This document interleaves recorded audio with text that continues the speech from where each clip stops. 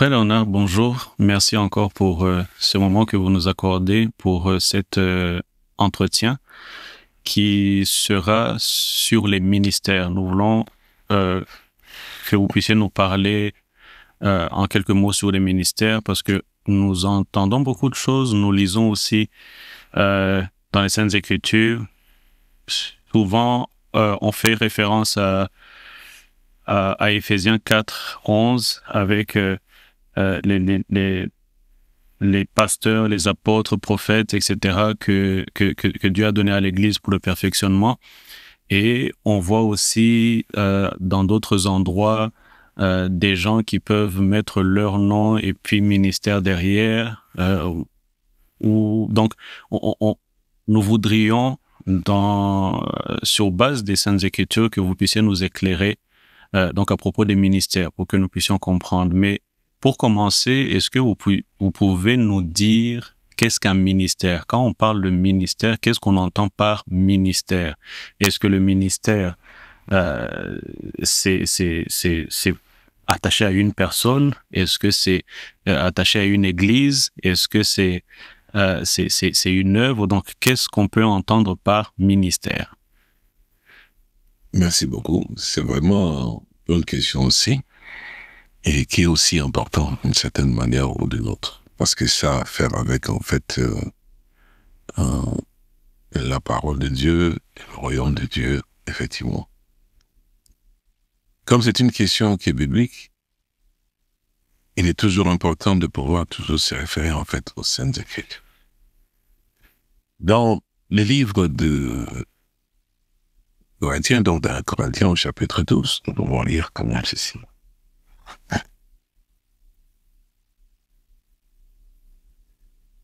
En Corinthiens au chapitre 12.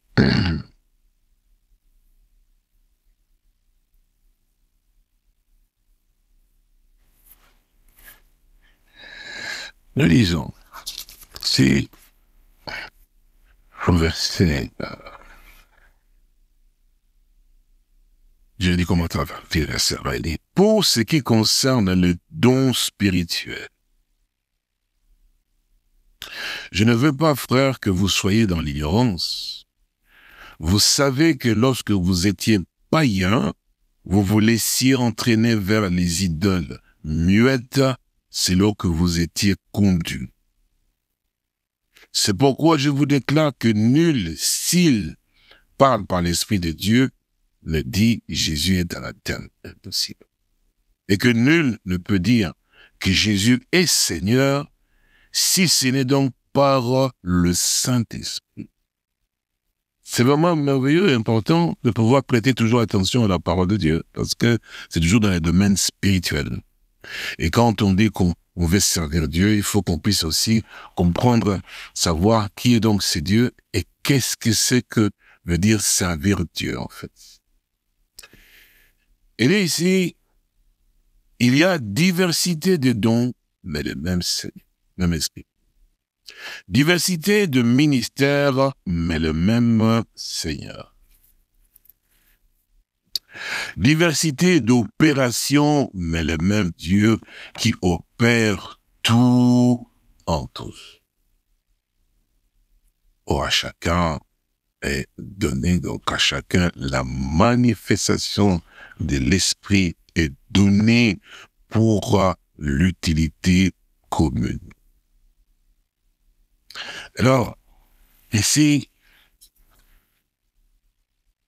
nous voyons que le Seigneur parle en fait d'une manière aussi claire et précise pour qu'on comprenne c'est quoi en fait et de quelle manière le Seigneur opère dans une personne.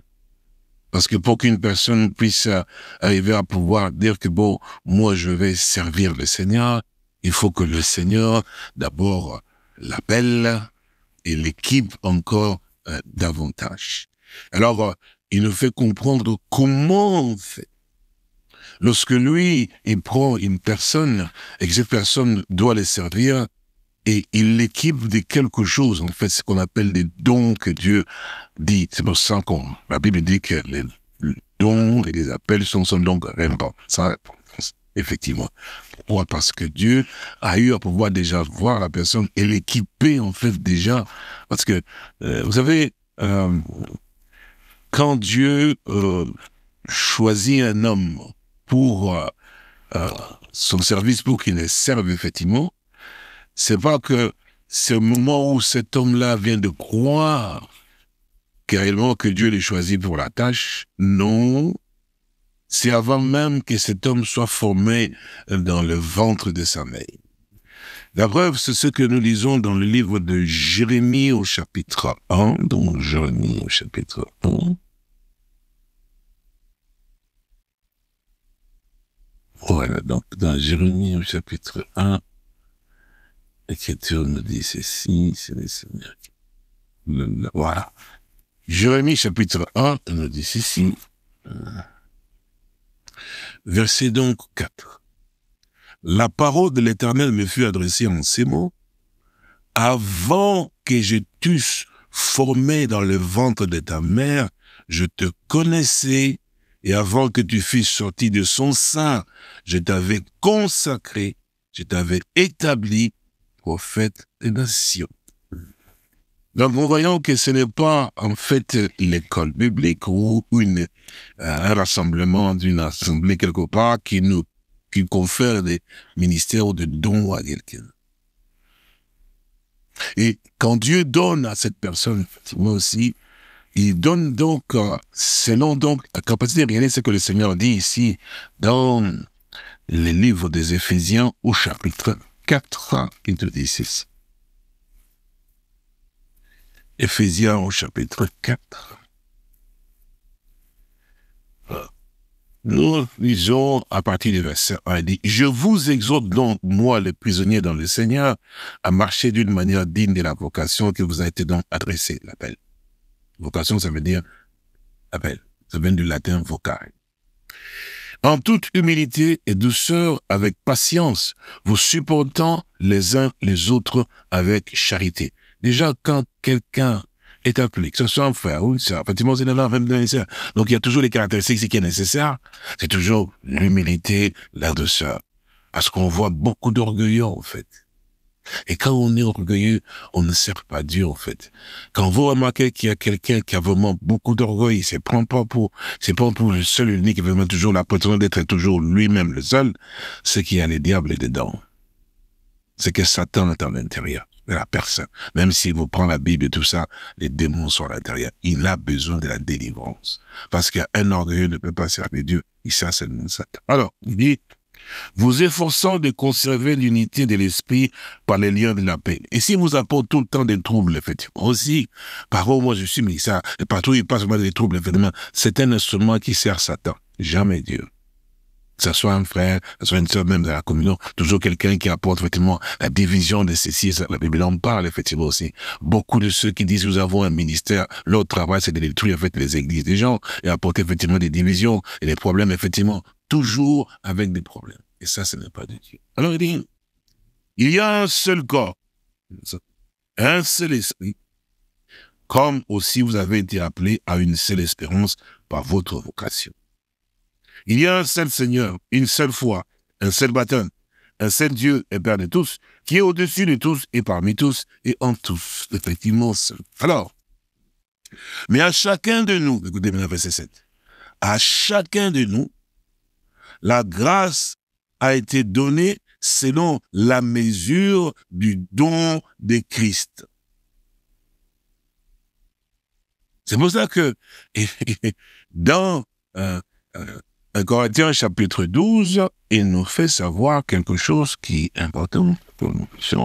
Moi aussi, saisir cela, il faut dire, et c'est là où je m'étais arrêté, verset 7. Or, à chacun, la manifestation de l'esprit est donnée pour l'utilité commune.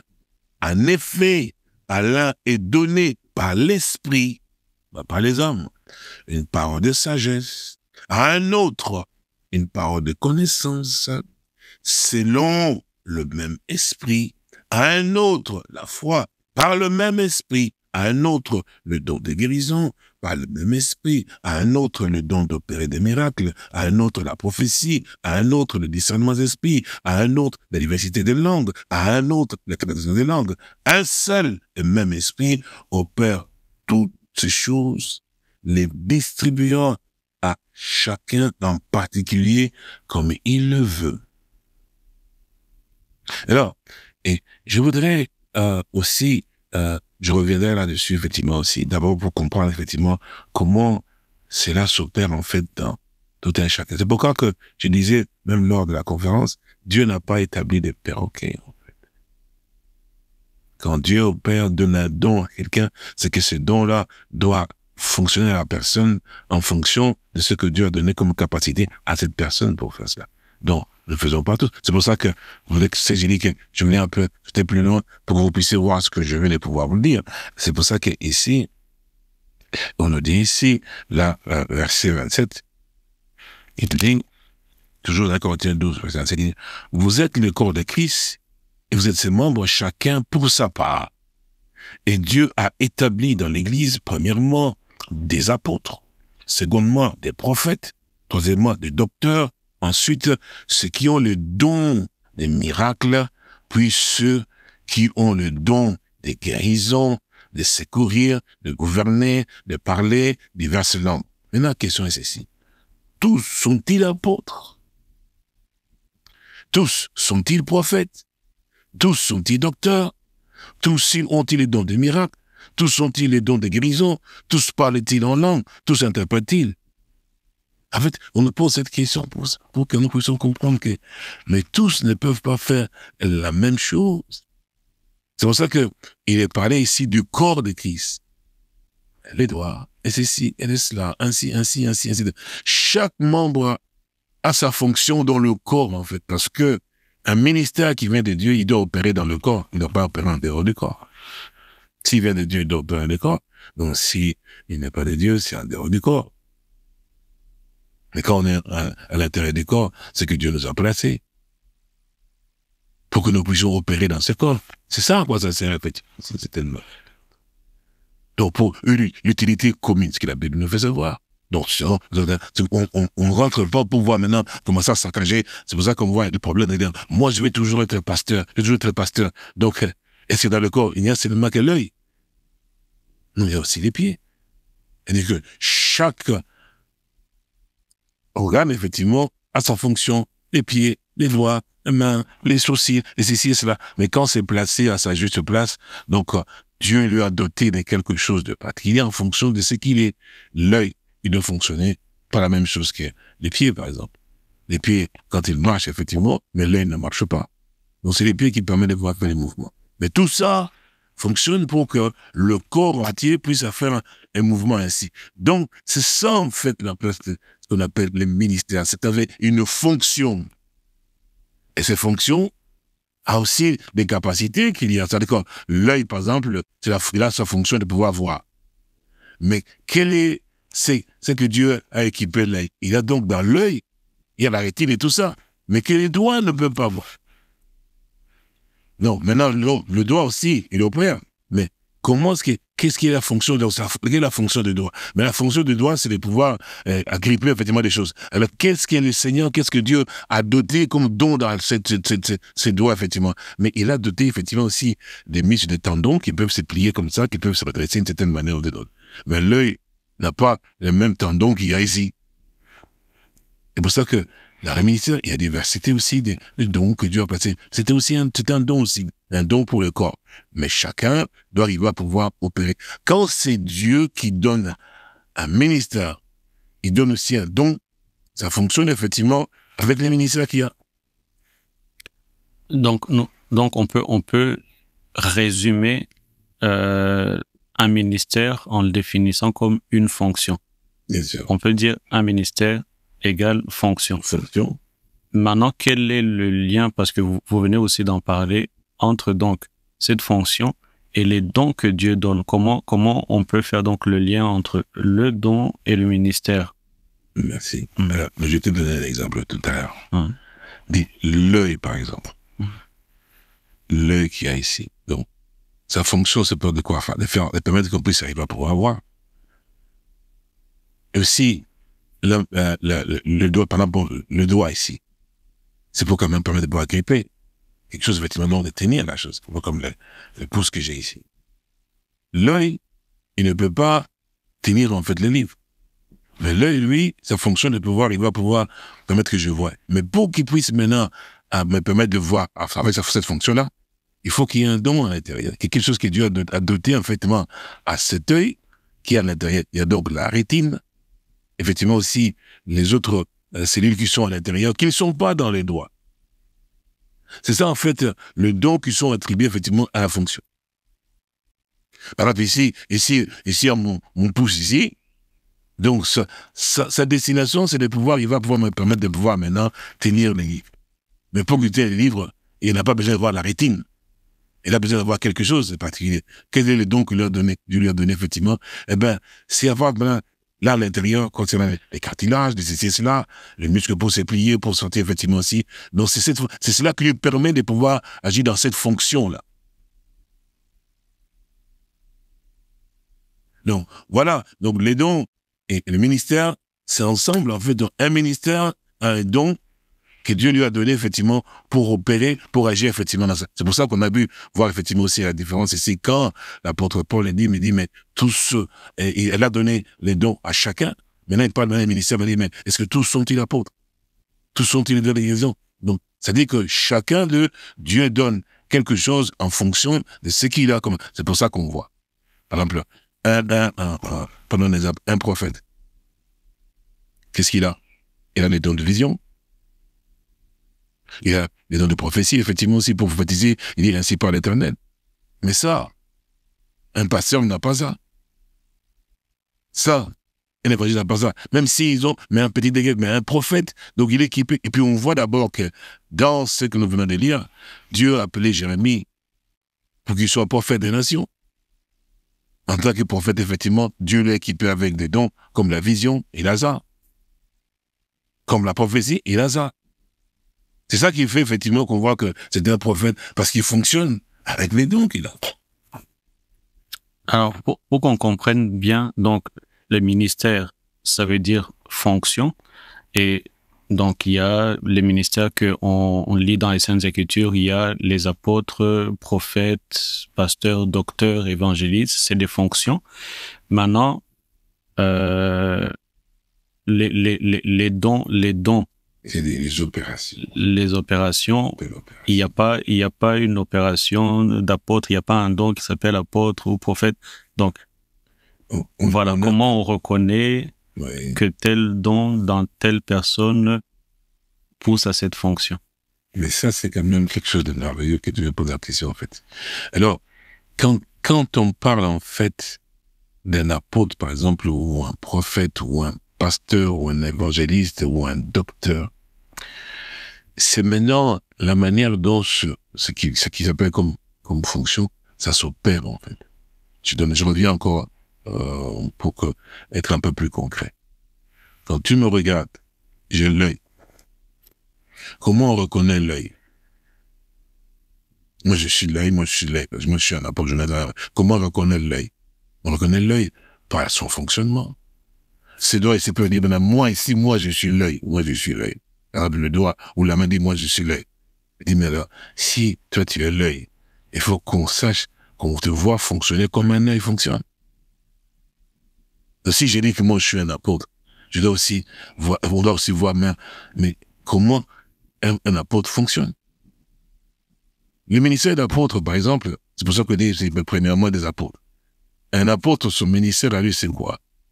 Mais c'est pouvoir toujours mettre de l'ordre dans les choses qui concernent Dieu, dans le ministère, dans l'enseignement, dans la parole de Dieu, effectivement, de certaine manière. Mais c'est comme ça. C'est pour ça qu'il est placé toujours premièrement, on n'a pas dit premièrement les prophètes, premièrement les apôtres. Quand on voit un nouvel alliance, c'est ceux qui mettent de l'ordre. Regarde comment, par exemple, l'apôtre Paul travaillait effectivement aussi, quand il y avait des hommes parlaient effectivement dans le corps de Christ. C'est lui qui mettait de l'ordre, effectivement. Ces ministères, donc l'esprit que Dieu donne pour fonctionner dans ces ministères, on ne fabrique pas, en fait. C'est-à-dire que quand quelque chose ne va pas dans les Saintes Écritures, effectivement, ça se déclenche automatique. Tu n'acquiers pas ça à l'université. Non, c'est des charges avec toutes les mathématiques. Alors là, ça c'est aussi en ordre, effectivement, pour mettre les choses, ça. C'est pas comme ça, c'est ceci, c'est cela. Parce que il y a l'esprit qui te revêt et qui te donne, en fait, cette capacité-là de pouvoir faire. Mais aujourd'hui, on entend des gens qui disent, ah, je suis apôtre, effectivement, si, pour ceci, parce que, ils pensent que, bon, ces gens apôtres, on a un ministère tellement. Mais non, en fait, ils connaissent même pas ce que c'est l'apostolat.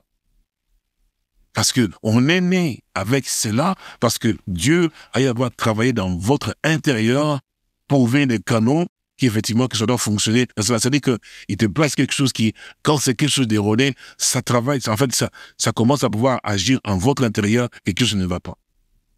À tout savoir, mais qu'est-ce qui va pas, effectivement, te montrer? Ça, c'est pas ça. Ceci n'est pas correct, ce qu'il a dit, c'est pas bon. Ceci est parce que c'est en fait un don qui est le don de la personne, qui agit avec cela aussi, d'une certaine manière ou d'une autre.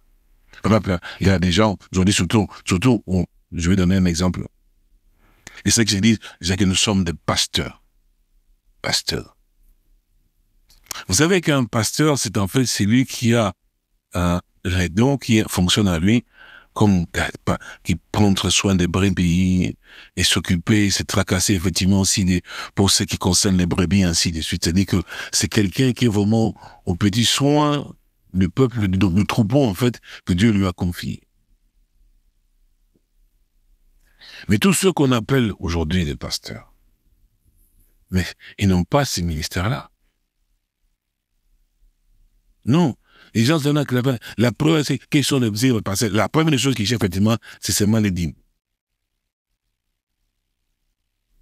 Oh, en réalité, un vrai pasteur ne va pas chercher à pouvoir se développer. Parce qu'il a dit, mais effectivement, c'est vrai. C'est aussi ce que le Seigneur a donné aux Lévites. Mais il faut d'abord qu'ils soient Lévites aussi.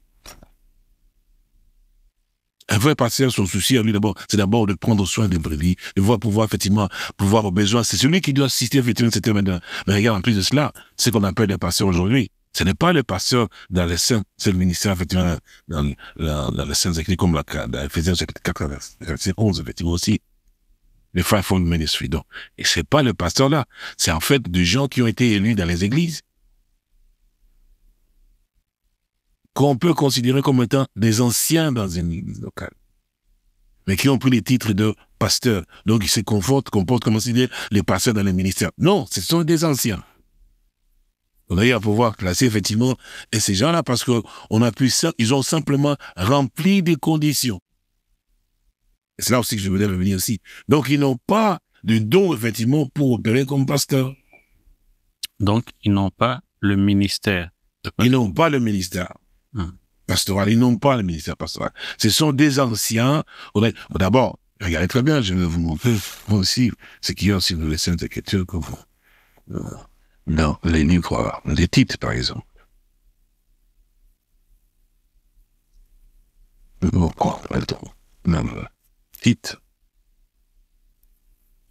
Titre au chapitre 1. Nous lisons à partir du verset 5. Ça, c'est l'apôtre Paul qui parle ici. Paul, serviteur de Dieu. Il y a titre, j'ai été laissé en Crète afin que tu mettes en ordre ce qui reste à régler et que selon mes instructions, tu établisses des anciens dans chaque ville.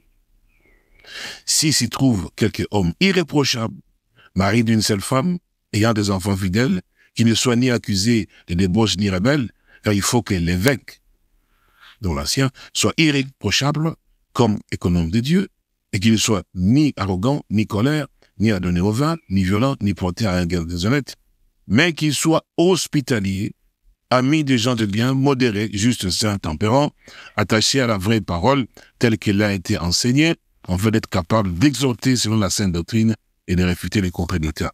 Là, ce sont les conditions pour avoir un ancien. Très élevé. Mais un pasteur dans les 5 ministères, on ne peut pas les lire.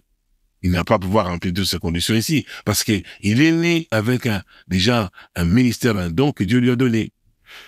Donc, on peut avoir dans une église, dans une assemblée locale, quelqu'un qui a un ministère de pasteur, mais qu'il n'est pas responsable de cette église? Non, mais si, par exemple, non, la question, s'il est pasteur, normalement qu'il a un ministère pastoral. Je crois que ça doit se manifester à l'église, mais c'est lui qui doit être aussi pasteur de l'assemblée.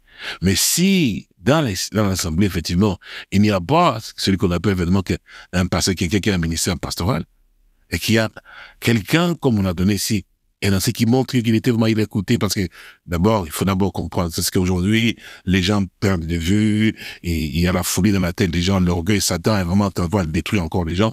C'est que quand quelqu'un est dans une église, il a un problème avec celui qui a la tête, maintenant il sort, il va bâtir son église à lui. Et ça, c'est diabolique.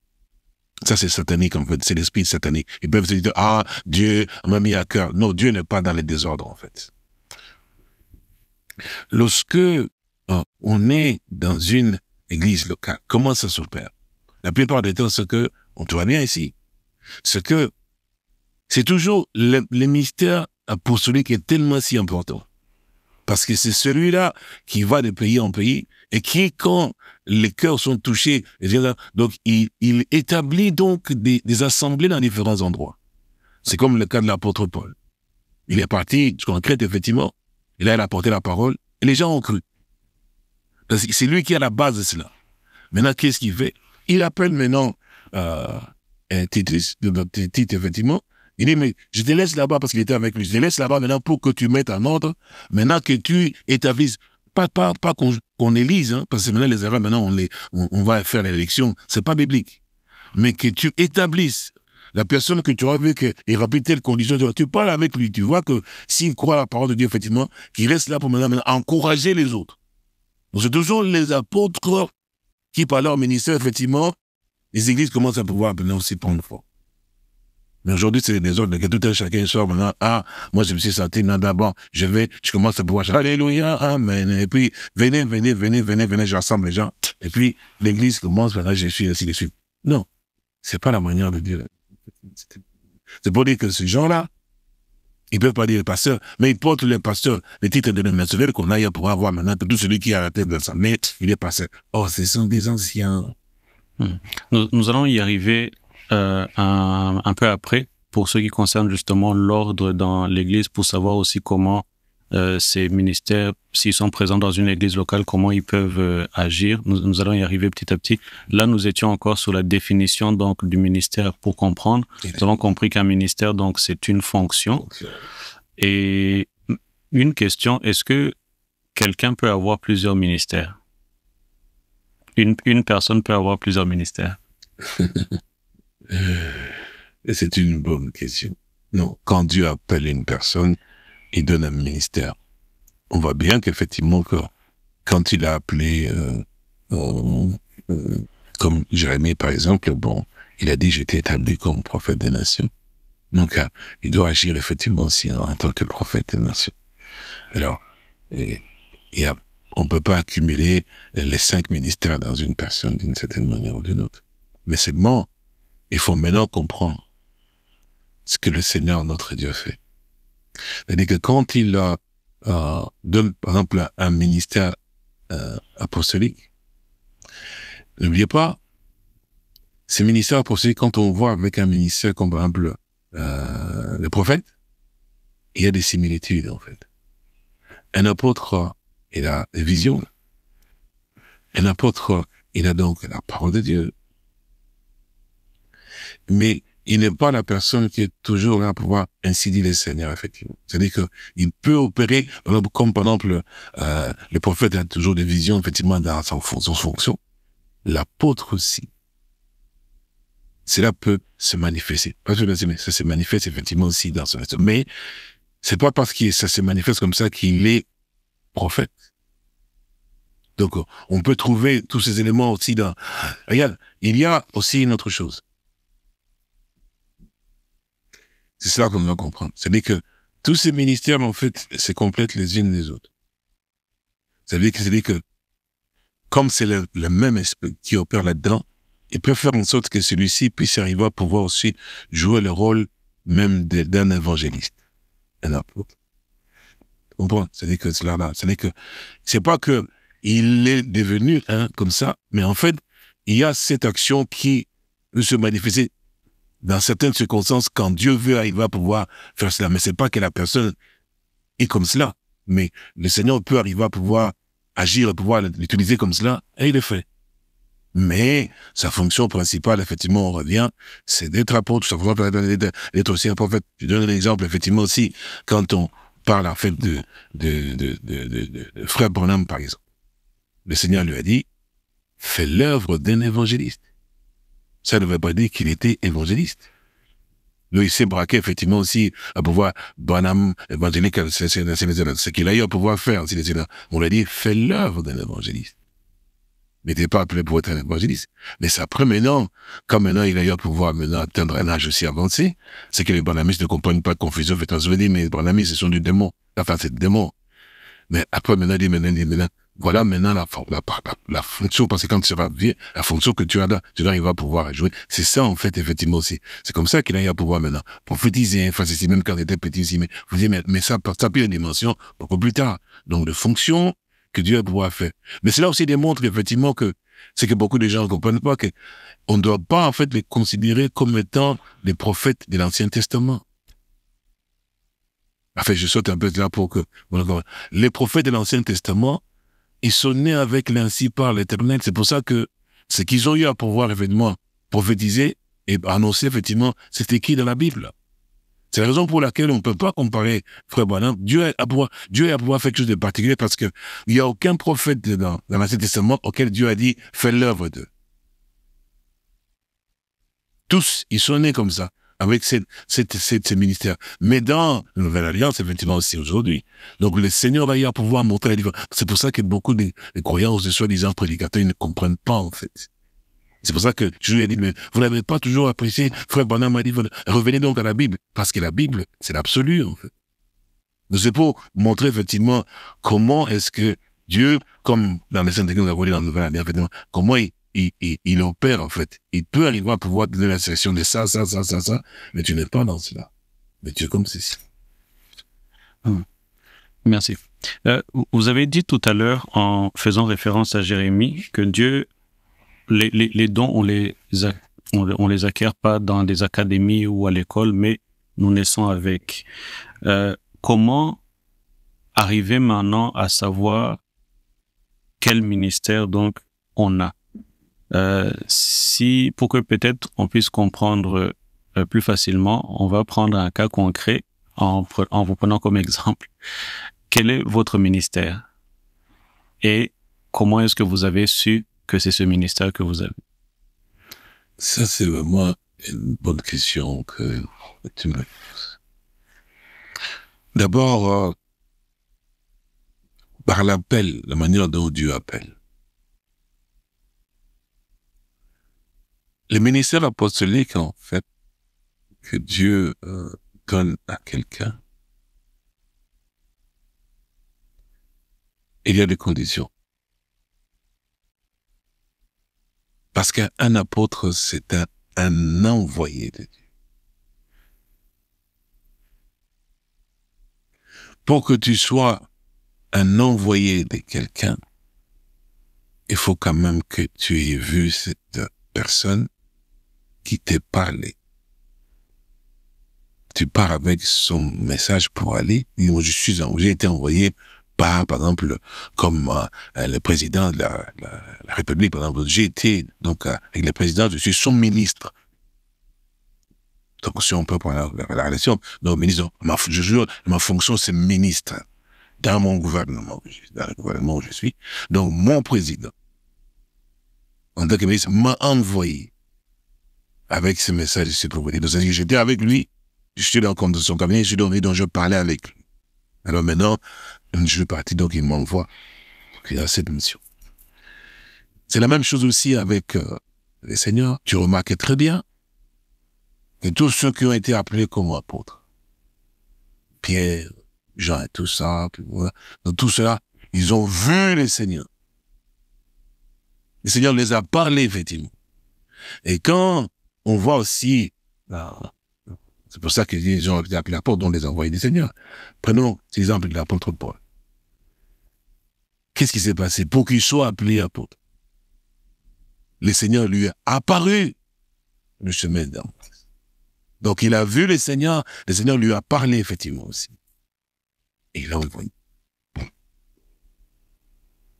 pour accomplir sa mission, effectivement. Lorsqu'il n'est plus à celui qui m'avait mis à part des seins de ma mère, de me révéler, en fait, son fils, afin que je l'annonçasse, effectivement, parmi, c'est comme ça, non? Alors, c'est-à-dire que l'apôtre Paul a vu le Seigneur. Donc, chaque apôtre, quelqu'un qui se dit apôtre, il doit d'abord connaître d'abord la personne qui l'envoie, qui puisse le voir et qui lui parle pour lui dire la tâche qu'il a. Et c'est comme ça aussi, avec moi. Les choses de mon appel, le Seigneur m'est apparu. Et je l'ai vu, effectivement, aussi, là, effectivement, donc, j'ai, dans mon témoignage, je demande donc j'ai décrit, effectivement, aussi. Il y a aussi autre chose. C'est que, dans la plupart du temps, les enseignements que j'apporte, effectivement, le Seigneur lui-même, le Saint-Esprit, comme j'ai eu à pouvoir faire l'assertion en rapport avec la justification avec Luther, la sanctification avec Wesley, et le baptême du Saint-Esprit, chaque fois qu'on prêchait, tout le monde prêchait, effectivement, il parlait de la justification avec Luther, sanctification avec Wesley, et puis quand c'est le baptême du Saint-Esprit, il y avait un point d'interrogation.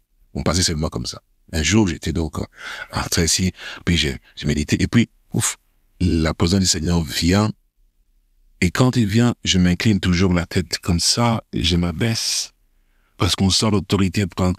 On peut penser, c'est tellement si puissant que je m'abaisse. Alors, il me fait savoir, il me dit, mais quand vous prêchez, vous dites toujours que la justification, c'est Luther.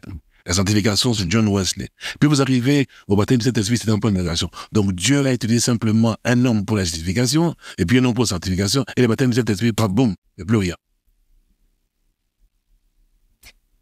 C'est lui qui m'a conduit pour dire, Luther, justification, Wesley, sanctification, et puis William Seymour pour le baptême du Saint-Esprit. C'est que les gens ont toujours gommé, effectivement, non, Dieu a utilisé un homme. La preuve, ce que je me l'ai dit, l'âge de la Odyssée a commencé avec 1906, je pense que c'est comme ça, mais c'est là qu'il y a eu la fusion des Saint-Esprit. Ça n'a pas commencé avec William Branham, non. Avec William Seymour. Et William Seymour, Dieu a fait tellement des miracles à tel point que cet homme-là, les gens venaient sans bras, ils priaient, le bras poussé. Et ça, on ne mentionne pas. C'est pour dire qu'effectivement, que donc, ça, c'est le Seigneur. Et puis d'autres enseignements, effectivement, aussi, ainsi de suite. Comme je l'ai dit, par exemple, les 4 êtres vivants, c'est le Seigneur, là, quand j'étais en Asie, qui venait me dire, mais prends ta Bible, effectivement. Et moi, je mélangeais les choses, je dis, non, ça, c'est pas comme ça va avec ça, c'est ci avec ça, c'est ci avec ça, c'est ci avec ça, ainsi de suite. Donc, c'est comme cela que le Seigneur m'instruit et m'enseigne aussi. Et aussi, c'est la chose que Dieu a placée en moi, comme quelqu'un prêche, et il est dans les désordres, effectivement, qui passe ces choses autrement, c'est-à-dire que c'est que la chose se réveille pour dire que ce qui est en train de prêcher, ce qui est plaisir, c'est pas correct. Donc, ça va. Donc, tu cherches pas ça, mais tu sens qu'effectivement que là, tu dois mettre de l'ordre dans ces choses-là. C'est ça, le ministère. Et c'est comme ça que le Seigneur me conduit, et c'est jusqu'à ce jour. Donc, pour que nous puissions bien comprendre, donc, votre ministère, c'est un ministère apostolique, et vous avez su et eu cette conviction au fur et à mesure que vous avez vu le Seigneur vous utiliser, si nous avons bien compris. Déjà, dès le départ, quand le Seigneur a eu à pouvoir aussi m'appeler, donc, comme j'ai expliqué dans le témoignage, dans les livres Lève-toi, il y a eu donc la prophétie qui avait été donnée, et maintenant, lorsque le Seigneur a commencé à pouvoir m'utiliser, il a maintenant commencé à pouvoir manifester quelque chose de particulier. D'abord, je l'ai vu. Et puis, deuxièmement, il a commencé à pouvoir me parler. Et puis, troisièmement, aussi, ces dons ont commencé à se manifester aussi dans le sens... Et d'abord, je voulais faire une assertion aussi, comme tu as eu à pouvoir expliquer. Voilà quelque chose de particulier aussi. Ce que un apôtre doit avoir, les dépôts de la parole. Et comme il a dit dans ses effets de tentation et disciples, et enseignez-leur à observer ce que je vous ai donc prescrit. Donc, ces hommes-là ont reçu la parole de Dieu, ont reçu les dépôts du Seigneur, effectivement, par la c'est le Seigneur qui les a instruits. Les jours où moi, le Seigneur m'a appelé, comme je l'ai dit aussi dans mon témoignage, le pasteur qui a réussi à pouvoir le dire que moi, il a été appelé, effectivement aussi, a pris sa Bible et l'a mis sur ma tête et puis a mis la main sur la Bible pour prier pour moi. D'habitude, on ne fait pas ça. D'habitude, on met la main sur la tête de la personne, on tient la Bible à côté. Mais lui, il a pris la Bible, il l'a mis au-dessus. Et il a commencé à prier au-dessus de la Bible pour moi. Qu'est-ce qui s'est passé? Toutes les iotelles de la Bible, les Saintes Écritures sont descendues dans mon intérieur, dans mon corps. C'est pour ça que dans mon ministère, pendant Dieu fait des choses. Quand un jour, j'étais en train de pouvoir lire dans la Bible,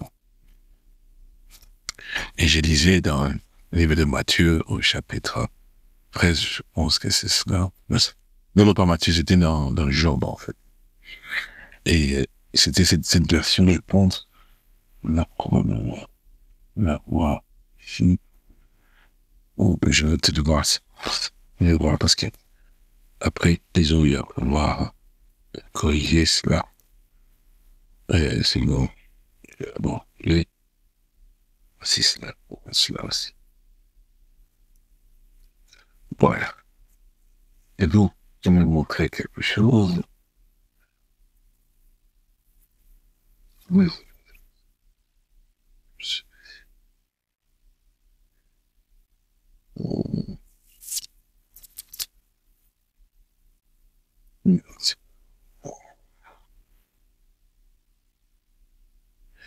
C'est dans Job, chapitre 13, et nous lisons verset 13, c'est ça. Il dit, taisez-vous, laissez-moi, je veux parler. C'est la même chose, hein? Il m'en arrivera ce qu'il pourra. Pourquoi saisirais ma chair entre les dents? J'exposerai plutôt ma vie. Voici, il me tuera. Je n'ai rien à espérer. Mais devant lui, je défendrai ma conduite. C'est ça, non? Je lis encore verset 15. Il dit, voici, il me tuera. Je n'ai rien à espérer, n'est-ce pas? Mais devant lui, je défendrai ma conduite. J'ai lu ce chapitre verset. Puis tout d'un coup, à la présence du Seigneur, rien. Et la voix me dit, ce que tu viens de lire là, est-ce que c'est conforme au sein des Écritures? Est-ce conforme à la parole de Dieu? Et pourtant, c'est écrit. Il me dit, ce que tu viens de lire là est conforme au sein des Écritures.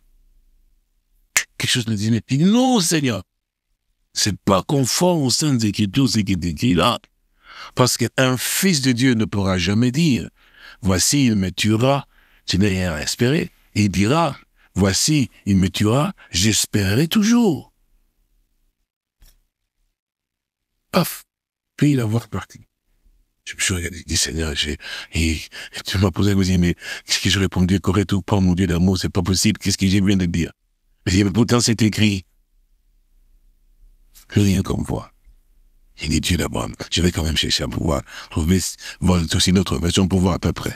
Parce que mon cœur palpitait. J'ai dit, mais je vais te donner une réponse là, Seigneur. J'ai dit, pourtant, c'est écrit, j'ai dit, non, c'est pas conforme. Et mon cœur, je vous dis la vérité. Alors que moi, j'ai dit, non, j'ai quand même cherché. J'ai cherché la Bible.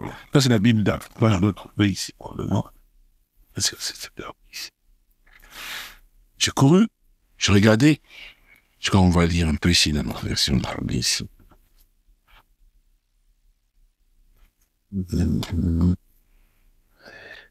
Parce que tous, effectivement, nous servons toujours de la Bible, toujours. Dans la Bible, au chapitre, donc, 13, c'est 13, de Job, chapitre 13, pardon. Ah, c'est 13. Alors, verset 15, ici, écoutez bien ce qu'il dit, dans la Bible, qui dit, verset 15, il dit ceci, voici qu'il me tue, j'espérais en lui. Alors, j'ai sauté, j'ai dit, gloire à Dieu, j'ai dit, Seigneur, c'est merveilleux. Donc, effectivement, qu'est-ce que cela voulait dire, en fait? C'est que la Bible, véritable, est écrite en nous. C'est pour ça que les dons qu'il y a ici, quand c'est quelque chose, même si c'est écrit, quand c'est pas conforme, sa bouche, elle dit, c'est pas correct. Parce que le Seigneur a voulu m'instruire. Il dit que je t'ai donné quelque chose, que puisse comprendre effectivement que même quand c'est écrit là, donc c'est déjà conforme, mais quand c'est pas correct, ce qui est déposé en toi va corriger ce genre de choses. Et c'est pas la première fois. Merci beaucoup. Mais il y a une idée assez répandue que nous avons compris comment vous avez largement expliqué ce que Dieu fait au travers d'un apôtre, d'un ministère apostolique. Mais il y a une idée assez répandue qui est que on a un ministère apostolique parce que on plante des églises ou parce qu'on voyage ou parce qu'on a beaucoup d'églises. D'ailleurs, c'est ce qu'on voit, la plupart du temps. Qu'en est-il réellement? Bon, ça, c'est la logique des hommes.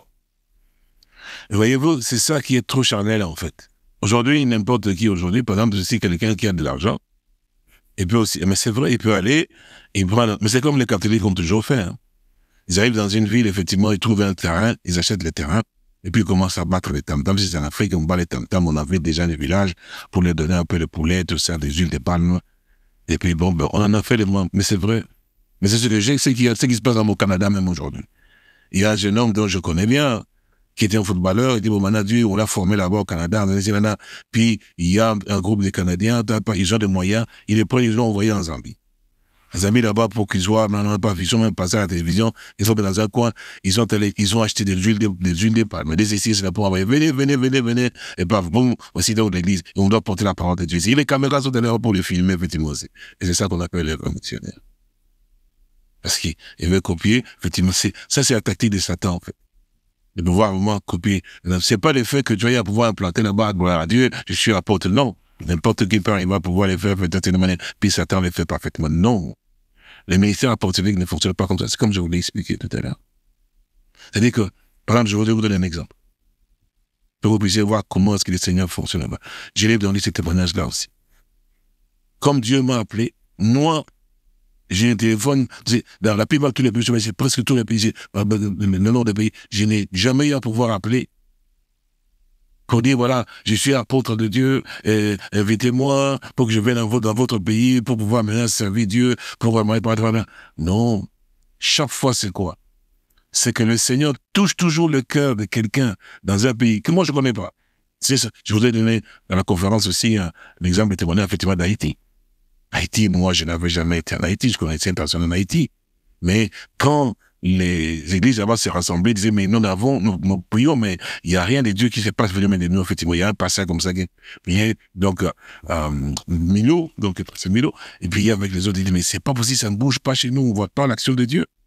Et il a prié, jeûné, et puis Dieu, dans le jeûne, puis Dieu lui donne la vision, il prie, il a dormi, effectivement, donc c'est comme un songe qu'il a eu, et puis il voit, il était sous un arbre. Et puis il entend une voix qui vient du ciel qui lui dit, mais cherche mon serviteur, invite-le dans ton pays, qu'il vienne, il va vous apporter la parole qui va changer votre vie, effectivement, aussi. Et puis quand on lui a dit, il a entendu la voix, on lui a fait descendre une photo. C'était ma photo à moi. Quand le Seigneur l'a fait descendre, il m'avait jamais couru, il m'avait jamais vu. Parce qu'il lui a dit, c'est mon serviteur, puis il photo. Et puis quand il a prié, il s'est réveillé, il a prié, il s'est dit, mais Seigneur, tu m'as montré la photo de ton serviteur, mais je connais même pas son nom, mais quel pays il est pour que je puisse l'inviter. Il a senti simplement les désirs de pouvoir aller sur l'ordinateur, pour pouvoir taper quelque chose à pousser. Je crois que c'est le Seigneur qui l'a poussé. Et puis, pour quelque chose à pousser, il va taper mission. Et paf, bon, il est arrivé à notre website, et puis quand il a double-cliqué, il a vu les websites, et puis il voit ma photo. Il a crié. Il dit, mais Seigneur, c'est l'homme que tu m'avais montré. C'est comme ça qu'il m'a écrit pour dire, voilà, nous vous invitons effectivement en Haïti. Et puis quand j'ai parti, il a mené une église en Haïti. Donc, c'est comme ça, que ce soit en Asie, partout dans les différents pays, que ce soit en Afrique, Malawi, donc c'est comme ça que Dieu m'utilise effectivement aussi. Donc là, je suis assis voilà, dans mon bureau, paf, il y a des invitations qui viennent. Là, j'en ai encore beaucoup qui viennent. Donc, c'est pas que je conçois pour que je puisse faire l'établissement, dire, ah, j'ai terminé l'église, qu'on sache que, ah, je suis ma apôtre. Et je vais, non. L'apostolat n'est pas comme ça. C'est pour cela que les seigneurs, par exemple, quand vous voyez, par exemple, l'apôtre Paul, il dit, mais j'ai dormi, et puis il y a une vision qui vient, effectivement, aussi, qu'il y a, cette vision qui était venue, effectivement, des Macédoines. Un Macédonien qui n'a pas dit, mais c'est le Seigneur, puis les Macédoniens avaient besoin de lui. Donc c'est toujours Dieu qui conduit, effectivement, mais pas que je me réveille comme ça, puis ainsi de suite, pour faire ça, pour que les gens connaissent que moi, j'ai un ministère pastoral, que j'ai beaucoup d'églises. Non, c'est pas ça. Et puis, il faut voir, d'abord l'appel, il faut voir aussi la parole. Tu vas donner quoi à ces églises-là? Parce que quand le Seigneur t'envoie quelque part, il y a un besoin spécifique, en fait, dans cette contrée. Mhm. Nous allons parler aussi d'autres ministères, parce que nous sommes en train de parler sur les ministères, mais pour poursuivre légèrement sur le ministère apostolique, est-ce que on peut trouver quelqu'un avec un ministère apostolique dans une église locale dont il n'est pas le responsable, c'est-à-dire ayant un pasteur dans cette église? C'est-à-dire, est-ce qu'un apôtre doit forcément être à la tête de son assemblée locale, ou quelqu'un avec un ministère apostolique peut être aussi dans une église locale avec un pasteur qui le dirige?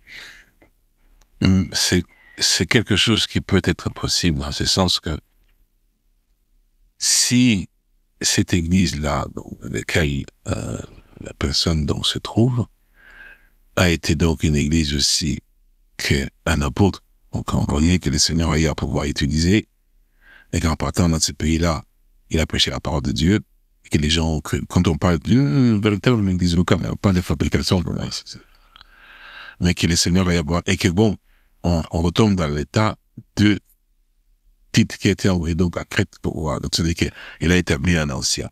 Normal. Si un ancien, et que les autres ministères viennent effectivement aussi, ils doivent respecter l'ancien qui a été établi dans la ville locale.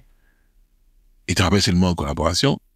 Et l'apôtre maintenant qui est dans cette église-là, il vient travailler en collaboration. Et mais je crois que l'ancien, quand il va sentir quand même que c'est un ministère apostolique, il va tout de même signer des dieux. Hein.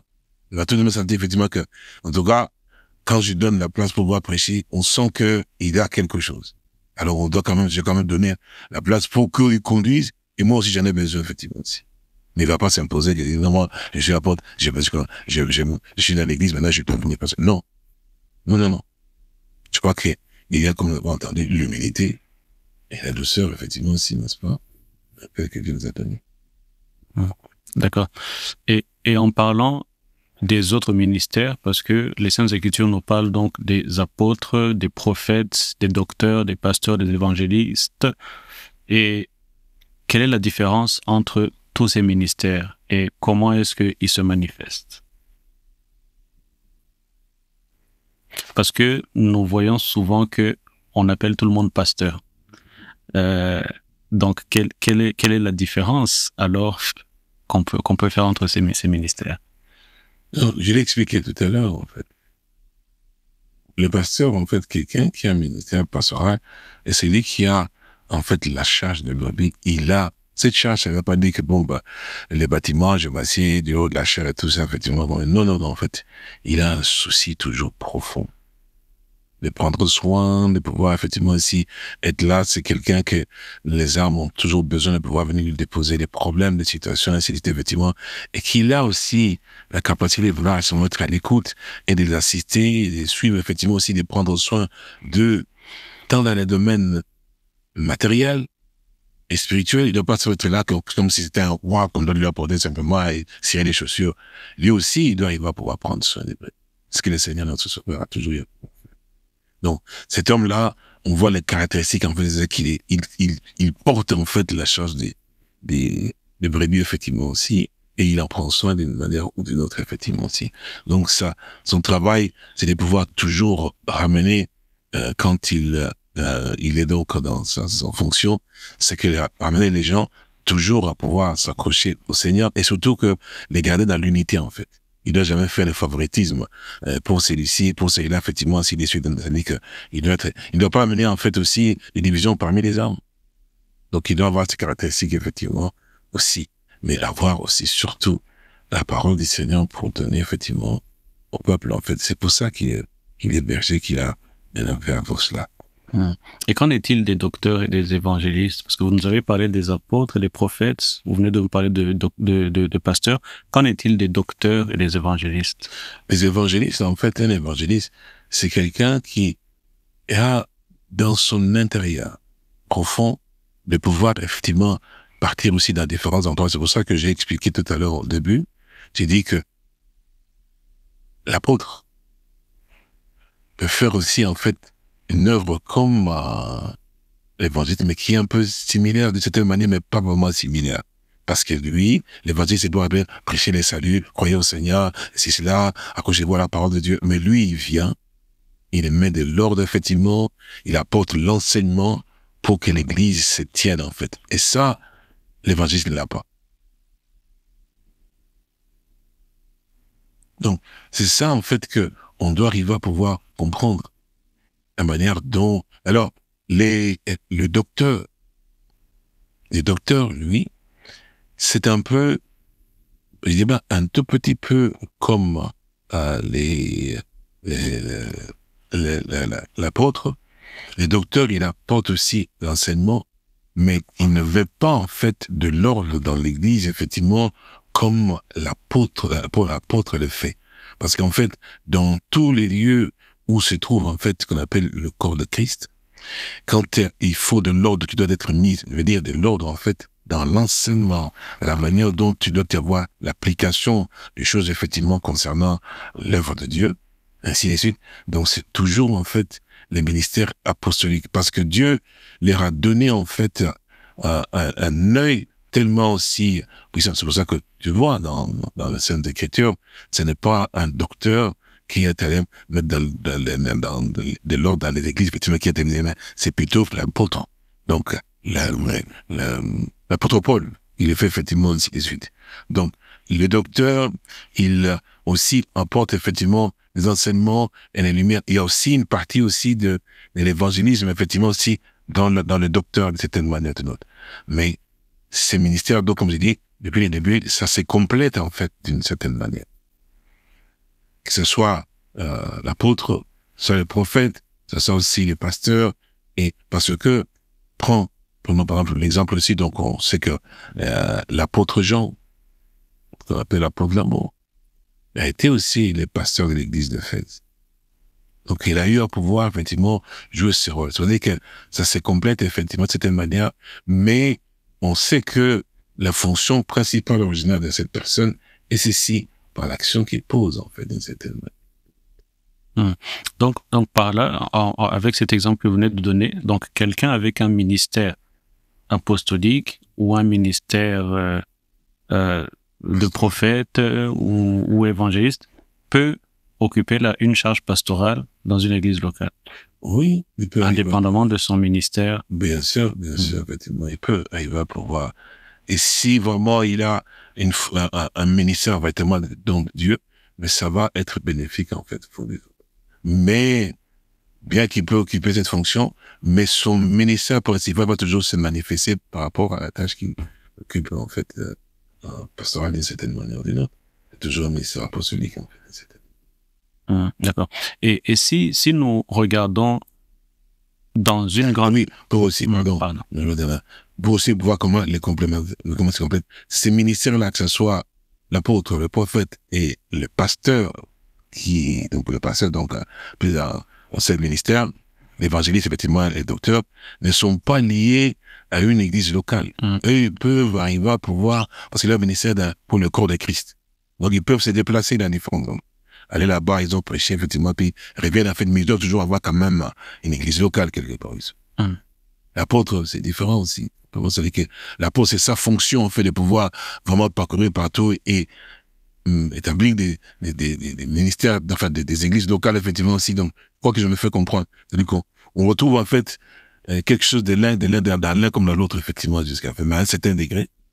Mais la taille de la grandeur, c'est toujours la fonction que la personne a. Et est-ce qu'on peut le résumer dans ce sens, ce que vous venez de dire, est-ce qu'on peut le résumer dans ce sens que les ministères, apôtres, prophètes, docteurs, pasteurs, évangélistes sont donc pour le corps de Christ et que, on va dire de façon globale, mais qu'il y a des dons qui ne sont limités qu'à l'église locale? Est-ce que c'est comme ça qu'on doit le comprendre? Quand vous avez parlé à un moment donné des anciens, anciens qu'on peut établir dans une charge pastorale, malgré qu'ils n'ont pas le ministère de pasteur. Donc, par exemple, est-ce que cette personne-là est limitée qu'à cette église locale et ne peut pas donc voyager, comme vous venez de le dire? Donc, est-ce que c'est comme ça qu'on doit le comprendre? Cette question est vraiment bonne. Elle est bien précise, ce que tu suis, vraiment, tu comprends bien. Effectivement, Un ancien qui a été établi dans une église locale, sa place est dans l'église locale. Il ne peut pas voyager pour aller, mais je vais d'aller maintenant prêcher par-ci, par-là. Non, parce que ce n'est pas sa tâche. Et on a vu les conditions qu'il a remplies. Il doit être instruit, enseigné pour simplement garder cette église locale. Ça ne veut pas dire qu'il peut aller visiter un frère ou peut être assemblée locale, mais il peut le faire. Mais il peut pas aller, je vais dans tel pays, je vais à tel endroit pour voir la... Non, c'est pas sa fonction. Il va créer des désordres, en fait. C'est ce qui se passe seulement en Afrique. Hein. Oh, moi, j'ai pasteur missionnaire, pasteur, et ils n'ont même pas cet âge-là de se dire des pasteurs parce que bon, ce sont des anciens églises locales. C'est pour ça qu'il y a des désordres, effectivement, surtout dans les pays africains comme les, vous connaissez cela. On va des méthodes, on met celui-ci, on met celui-là, on met celui-là, puis dans un village, on va dans un... Donc, non, un ancien de l'église locale, il doit rester dans une église. Quelle différence on peut faire entre les voyages d'un ministère apostolique et les voyages d'un pasteur qui peut aller visiter d'autres églises? Et la question, elle est bonne, parce que bon, un voyage missionnaire, c'est que Dieu t'envoie. Bon, là, cet ancien-là, il allait visiter les autres églises. Il ne peut pas dire que je pars à un voyage missionnaire. Je vais visiter les gens. Parce qu'il peut avoir son cousin qui est, par exemple, au Canada, lui, il est ici. Eh ben, il va aller visiter là-bas. Si son cousin a besoin d'une église, eh ben, il peut aussi apporter quand même quelque chose là-bas. Mais c'est pas un voyage missionnaire. Parce que Dieu ne l'a pas envoyé dans le cadre, en fait, des ministères. C'est ça la confusion qu'il y a chez les gens. D'accord, merci beaucoup. Comment est-ce qu'on peut comprendre l'écriture que vous avez lue tout à l'heure, où les Saintes Écritures nous disent que Dieu a placé dans son Église premièrement des apôtres, secondement des prophètes, ensuite, etc., etc. Est-ce que ça veut dire qu'il y a une hiérarchie dans les ministères? Merci pour la question. C'est exactement ça. Les ministères apostoliques, les ministères, en fait, dans le corps de Christ qui est au-dessus. Les apôtres et tout ça, c'est effectivement aussi. Parce que c'est lui qui éclaire encore, comme j'ai expliqué tout à l'heure. Regardez, par exemple, la plupart des révélations, les profondeurs des révélations profondes de la parole de Dieu, ça ne nous a pas été donné par un prophète. C'est l'apôtre Paul. Donc, les prophètes sont soumis aux apôtres. Et c'est l'apôtre qui met aussi la correction, effectivement, etc. C'est ce que beaucoup de gens ne comprennent pas. Parce que je remarquais très bien, même quand le Branhamiste parle du jour, oui, prophète Branham a dit, mais en fait, lui-même, le frère Branham, qu'est-ce qu'il a dit? On lui a dit, non, je lui ai dit, mais tu seras jugé. Il dit, moi, je serai jugé. Il dit, est-ce que Paul sera jugé? Il dit, oui, Paul sera jugé. Il dit, alors, tous ceux qui ont cru en Paul rentrent et sont acceptés, les miens aussi rentreront. Il dit, mais pourquoi? Il dit, mais parce que j'ai prêché comme Paul a prêché. Donc, il s'est basé sur, quand même, parce que c'est Paul qui a apporté les mystères dans les Saintes Écritures. Or, Paul était un apôtre. Donc, le mystère apostolique est au-dessus. Mais dans cette écriture, donc 1 Corinthiens, vous l'avez lu au début, 1 Corinthiens chapitre 12, et au verset 28, donc il dit « Et Dieu a établi dans l'Église premièrement des apôtres, secondement des prophètes, troisièmement des docteurs, ensuite ceux qui ont le don de miracle, puis ceux qui ont le don de guérir, le don de secourir, de gouverner, de parler diverses langues. » Il ne parle pas des pasteurs et des évangélistes. Il parle premièrement des apôtres, secondement des prophètes, et ensuite les docteurs. Les pasteurs et les évangélistes sont où dans cette hiérarchie? Mais ils viennent dans la suite, dans là, il y a des dons qui ont des dons assez effectivement. Ils viennent dans cette partie-là, en fait. D'accord. Merci. Et si nous regardons, pour terminer, cet éclairage sur les ministères, si nous pouvons maintenant regarder un peu plus précisément sur le fonctionnement d'une église locale, donc d'une assemblée locale. Dans une assemblée locale où tous ces ministères peuvent être, disons par exemple une grande assemblée où il y a tous ces ministères, comment est-ce qu'ils doivent travailler en harmonie? Comment est-ce que on doit trouver l'ordre dans cette église? La question est vraiment bonne. Prenons un exemple très clair. À l'église, en fait, à Jérusalem, il y avait des apôtres. Et regardez comment est-ce que cela s'opérait effectivement aussi. Qu'est-ce qui se passe? Ici, on nous fait savoir, je pense que dans les livres des Actes, pour voir à peu près comment ça se passe.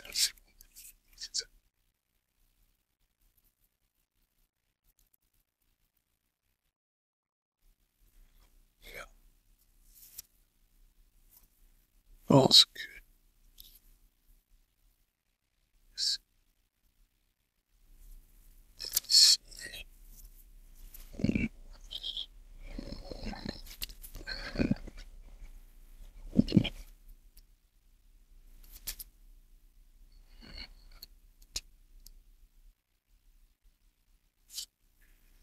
dans 1 Acte chapitre 8,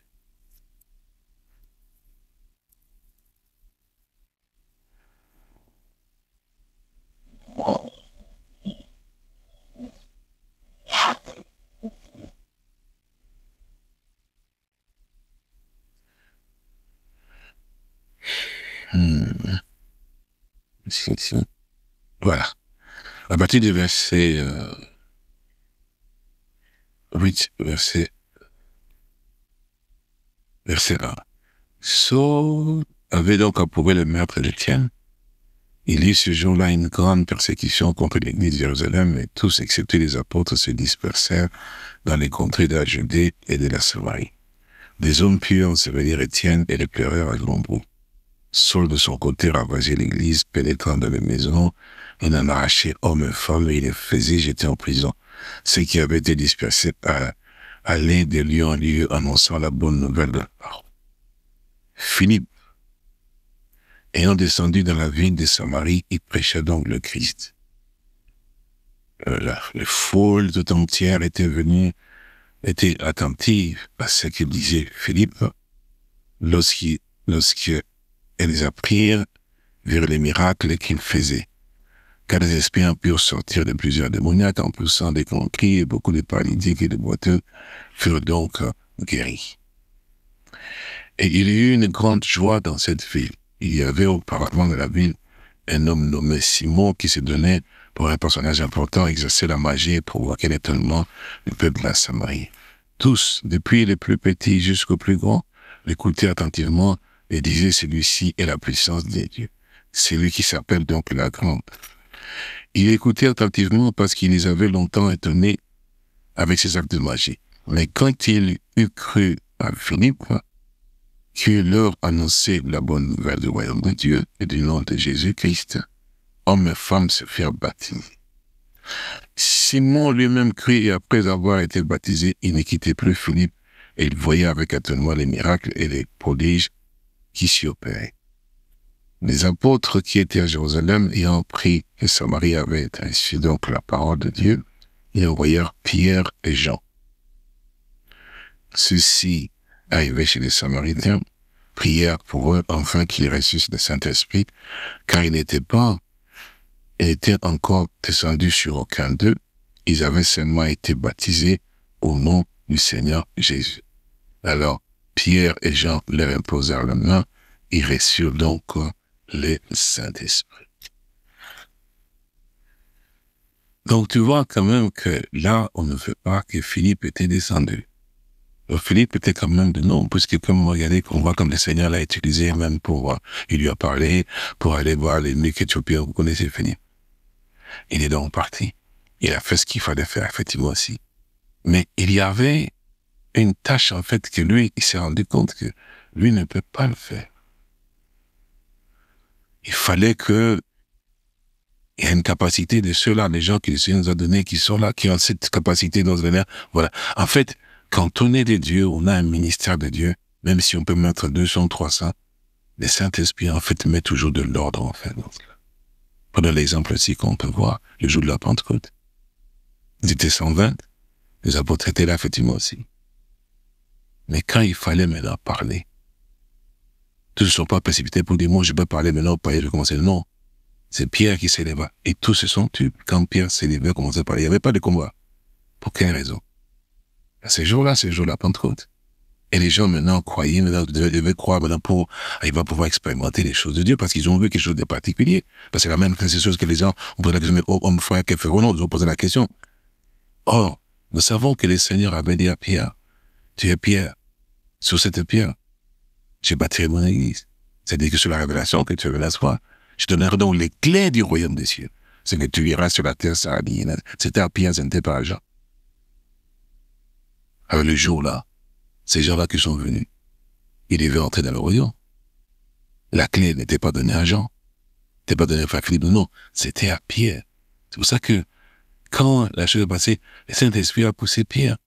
A poussé parmi les frères. Personne n'a eu à pouvoir quitter, parce qu'en fait, dans l'intérieur, il savait l'ordre qui est établi.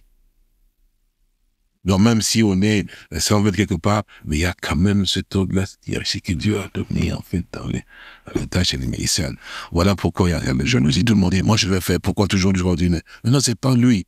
Parce que le Seigneur l'a établi parmi nous pour nous aider. Et quand on a l'Esprit du Seigneur, on dit merci Seigneur parce qu'il est quand même là. Eh bien, on le fait. Et dans une église, souvent on voit dans des petites églises où il n'y a pas justement ces différents ministères. Comment elle peut aussi croître spirituellement avec D'abord, est-ce que une église qui n'a pas tous ces ministères, qui a qu'un ministère, est-ce qu'elle peut arriver à la perfection quand on regarde que dans les Saintes Écritures, Dieu a donné ces différents ministères pour le perfectionnement de saints? Est-ce que cette église-là, avec un seul ministère, peut arriver à la perfection? Sinon, comment est-ce qu'elle doit faire? Est-ce que vous pouvez nous éclairer? La question est toujours bonne. Je pense que c'est la dernière. Oui, nous terminons. C'était bon. Regarde. Les Saintes Écritures. Dans les Actes. Au chapitre 2. On dit ceci. Le verset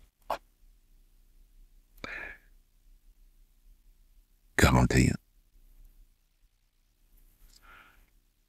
Ceux qui reçurent de bon cœur sa parole furent donc baptisés, n'est-ce pas? Et en ce jour-là, le nombre de disciples s'augmenta d'environ 3000 ans. Qu'est-ce qu'ils faisaient? Ils persévéraient dans l'enseignement des apôtres, dans la communion fraternelle, dans la fraction du pain et dans la prière. Les églises, les assemblées locales, et d'avoir fait qu'on appelle la communion. Alors quand Dieu a un ministère qui opère, effectivement, qu'on sait que c'est un ministère de Dieu.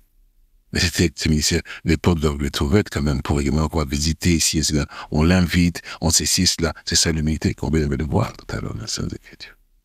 Mais qu'est-ce qui se passe? C'est lui qui est dans une église de dit, moi je suis le chef. Moi je suis le il détruit les armes, effectivement. Il ne permet pas qu'il puisse avoir communion. Et c'est ça le grand problème que nous avons, en fait, ici, dans nos assemblées, effectivement, locales, l'orgueil. Aussi vient, et les hommes vont commencer à voir les yeux sur lui parce qu'on voit qu'il a plus que le connaissance chez moi. Alors que s'il vient et que tu es en communion avec lui, les hommes vont se réjouir quand même notre pasteur, il me dit, il nous conduit bien, c'était quand il voit moi, le ministère de Dieu, il nous donne, parce que quand ce ministère, il nous donne la vie, on sent. Mais bien sûr que oui. Il faut qu'il y ait cette interaction, effectivement, de vrai ministère. C'est pour ça que l'amour de Dieu, l'humilité dans le cœur est très importante. Quand on ferme les portes, effectivement, c'est qu'il y a un problème seul. Parce qu'il faut des dons. Il sait que Dieu a donné. L'édification du corps de Christ. Merci beaucoup. Est-ce que vous auriez un dernier mot avec votre expérience, votre parcours? Vous avez vu beaucoup de choses dans différents pays que vous avez visités. Vous avez vu beaucoup de ce qui se fait peut-être de bien ou de mal par ceux qui commencent dans le ministère, par ceux qui y ont passé des années. Est-ce que vous auriez un conseil sur base de cette expérience, un conseil que vous auriez à donner à ceux qui servent le Seigneur dans cette diversité de ministères? Oui. Quand on réalise effectivement que le Seigneur quand même a suscité quand même des ministères ou des ministères, mais des vrais, et qui sont bénéfiques pour nos églises et nos frères, c'est surtout pour nos frères et sœurs, pour le corps de Christ. Qu'est-ce qu'on fait en fait? On doit ouvrir la porte. Prenons l'exemple.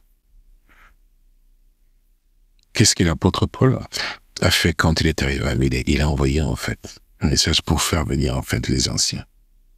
Pour que, et surtout pour qu'ils parlent aux anciens, donnent des conseils. Il a dit, mais je vous ai de tout compte les conseils de Dieu. Vous savez, parce qu'il dit, mais vous avez la charge de tout pour le Dieu, que Dieu vous a établi.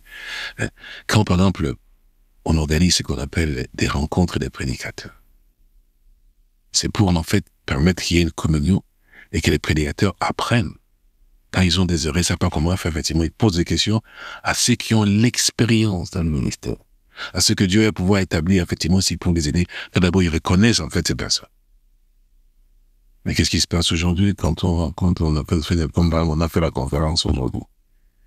Il y en a des qui ont dit, non, nous ne pouvons pas aller. Pourquoi? Parce que l'orgueil est dire que moi, je suis tout suffisant, et puis les prémices, je m'en allais pas parce que sinon vous allez avoir, et moi, quelqu'un des problèmes. C'est ça, en fait. En fait, la communion. C'est pour ça qu'on dit la Bible ici, mais il persévérait dans l'enseignement des apôtres, de la communion fraternelle, dans les fractions de la prière. Il faut qu'il y ait cette ouverture, effectivement, aussi. C'est ça qui ferait effectivement que les églises puissent croître encore davantage, parce qu'il y a une unité. Et puis, ils vont se connaître les frères et sœurs.